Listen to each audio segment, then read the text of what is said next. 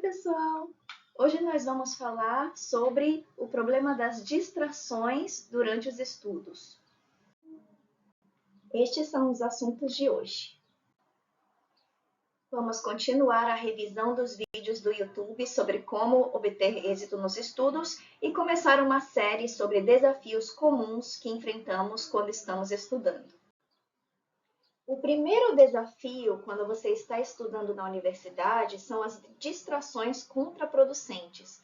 Elas fazem você gastar mais tempo do que o planejado e você acaba mais cansada do que antes.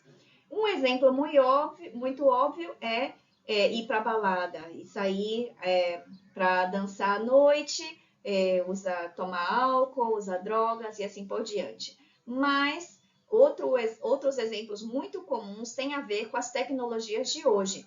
Usar as mídias sociais, jogar videogames ou jogos online, assistir vídeos, filmes, séries, assistir televisão, fazer compras online, ver pornografia e outras atividades em que você fica olhando para a tela do celular, do computador, do tablet ou da televisão. A ciência mostra que ficar olhando para uma tela cansa os olhos e, inclusive, cansa a sua mente, de forma que a sua eficiência e produtividade caem. No próximo vídeo eu vou falar sobre isso e também sobre a importância de dormir 8 horas por noite.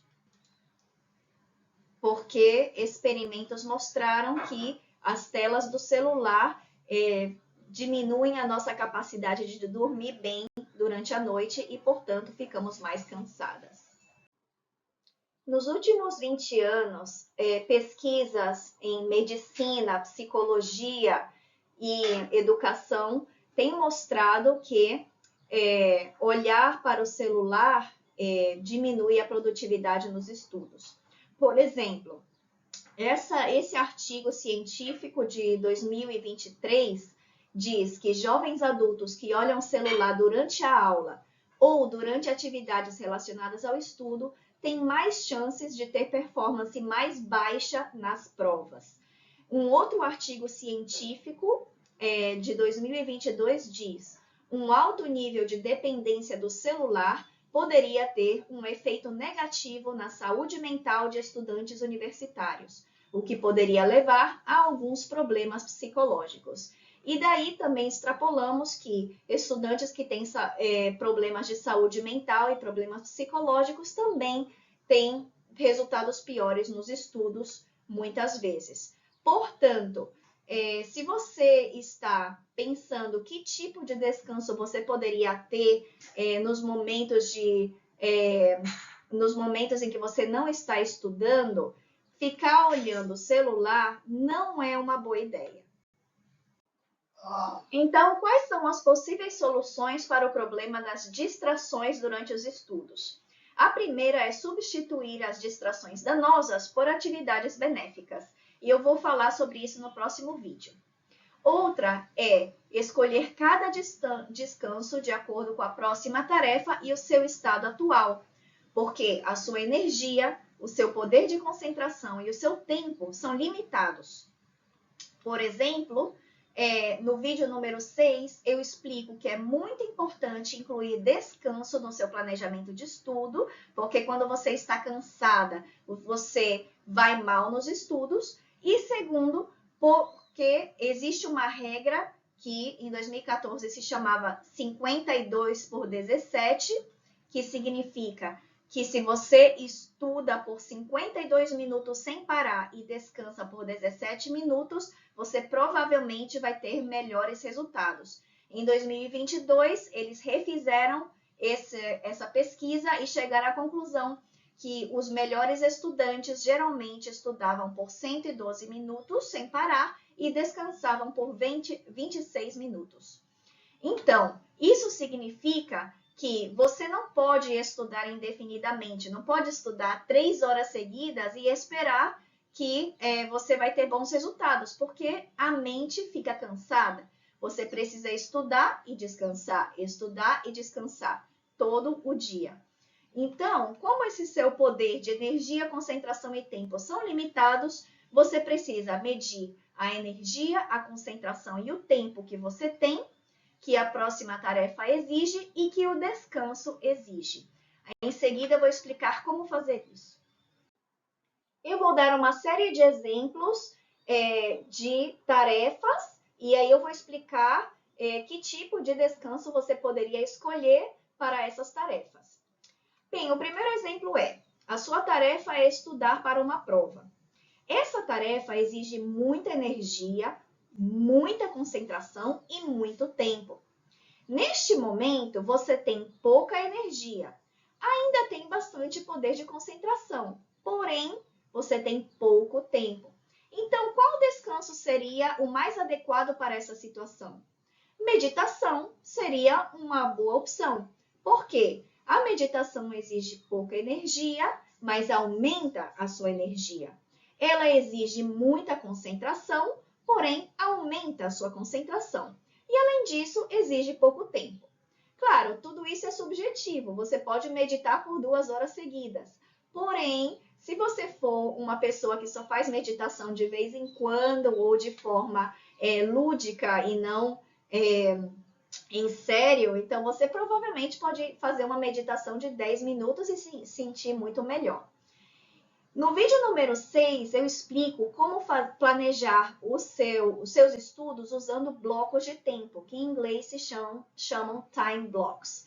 Se você estiver usando time blocks e você tiver disponível o tempo de 9 às 11 da manhã para estudar para a prova, então você pode fazer meditação das 8h45 às 9, ou seja, uma meditação de 15 minutos, antes da prova. Ou você pode fazer meditação depois da prova, de 11 às 11h15, por exemplo.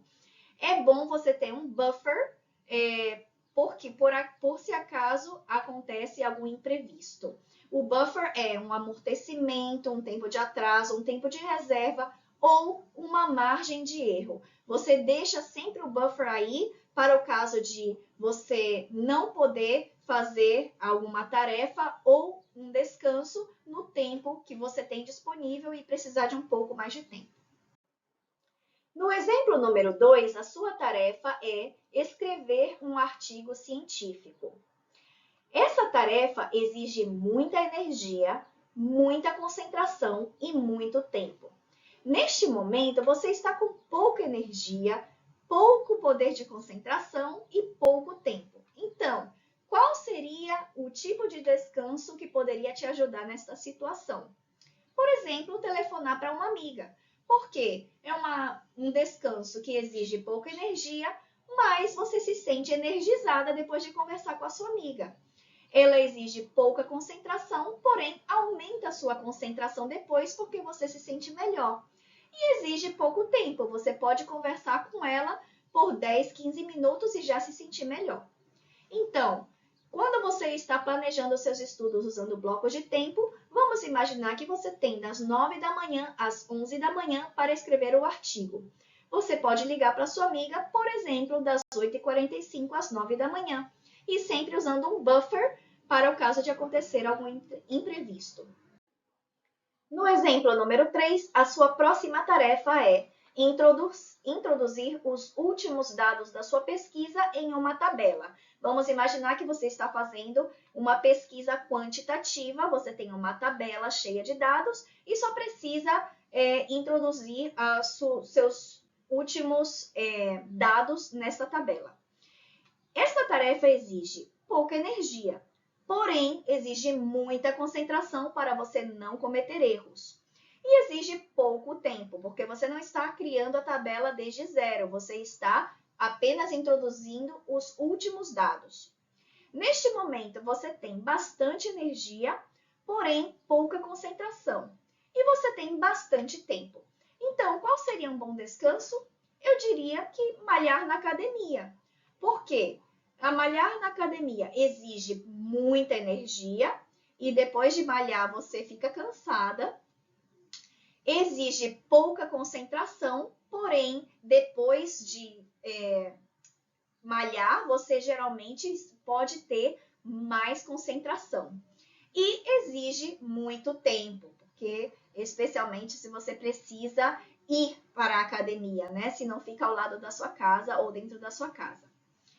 Então, quando você está planejando usando blocos de tempo, vamos dizer que você tem de 10 às 10h30 da manhã para introduzir os dados na tabela. Você vai precisar de um buffer tanto para a sua tarefa como para malhar na academia, porque você não sabe, por exemplo, se você vai ter um imprevisto no caminho da ida ou da volta de malhar na academia ou outro tipo de atraso. Neste último exemplo, a sua próxima tarefa é uma reunião de departamento. Esta tarefa exige pouca energia, pouca concentração e pouco tempo. Neste momento, você tem bastante energia, bastante concentração e bastante tempo. Portanto, vamos imaginar que o seu hobby seja escrever poesia. Escrever poesia exige bastante energia, porém você se sente energizada depois de escrever poesia. Ela exige bastante concentração e talvez você se sinta menos concentrada depois de escrever poesia. E exige bastante tempo. Portanto, se a sua reunião é das 10 às 10h30 da manhã, então você poderia, por exemplo, escrever poesia das 9 às 10 ou das 10h30 às 11h30 da manhã. Em conclusão, um grande desafio quando você está estudando na universidade são as distrações.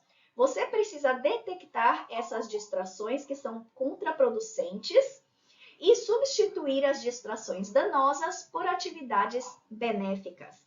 Um exemplo de distração danosa é você usar o seu pouco tempo de descanso na universidade para olhar as mídias sociais no celular, porque pesquisas científicas mostram que ficar olhando para o celular, na verdade, deixa você mais cansada em vez de relaxada.